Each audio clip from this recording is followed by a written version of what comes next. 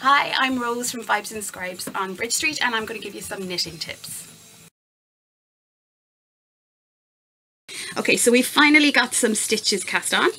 Here they are, and we're going to do your basic knit stitch. So this is the foundation of all your fancy stuff that you see. You have to learn how to do your knit stitch. So here we are. We're coming in at the front of the stitch. Right at the front, the yarn, as we said before, is naturally hanging at the back. Bring it around in between the two. Normally we'd cast on and we'd bring this and put it back on the needle, but we're going to lift it off. And there's a stitch we've started knitting. We'll do it again in the front.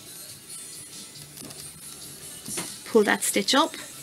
You've got it on the other needle. And the idea of this stitch is that you're bringing your knitting from one needle to the other, and in doing so making loops that we call knitting.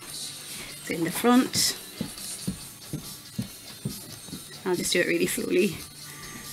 Between the two, push it back with this finger. Don't be afraid to use your fingers to push the needles. And make sure that you're holding them kind of up at the top. There's no need to be having them down the back because you'll have less control. And your needles should move smoothly for you. I've got bamboo needles here. I just really like them.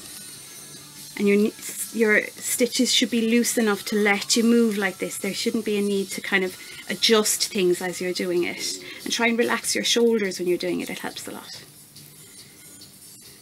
Between the back and up. So slowly in through the front. Yarn is at the back. Push it back. Find that stitch, bring it up and keep it on your needle. Bring it up. Keep it on the needle. We're going to finish this row because I want to show you how to start the other row. Through the front. Okay. Now, think back to what we were saying about the slip knot. It's good to be able to adjust it. So if you were a little bit loose on the first one, you can tighten that up. You can see how lovely this edge looks, and that's because we did that cast on that was right between the two stitches. That was the third one we showed you. And we're coming around to the back. We're taking the yarn. I'll just give myself a little bit more from the ball. This is a merino. And we're coming in from the front, and we're going to start again. And you can see that's the kind of stitch you're making. You can see these bumps. That's the loops you're making as you knit, and that's what sometimes is called garter stitch or plain or just knit.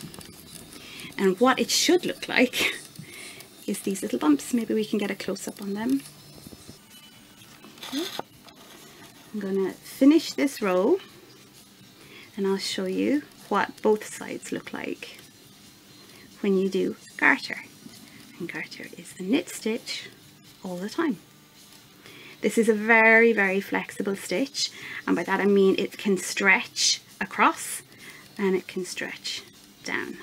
It's brilliant for keeping your knitting flat or for doing scarves because the edges sit flat. They don't curl on you. Whereas if you do stocking stitch, which is one row plain, one row purl, it can roll. And that is the front of our knitting.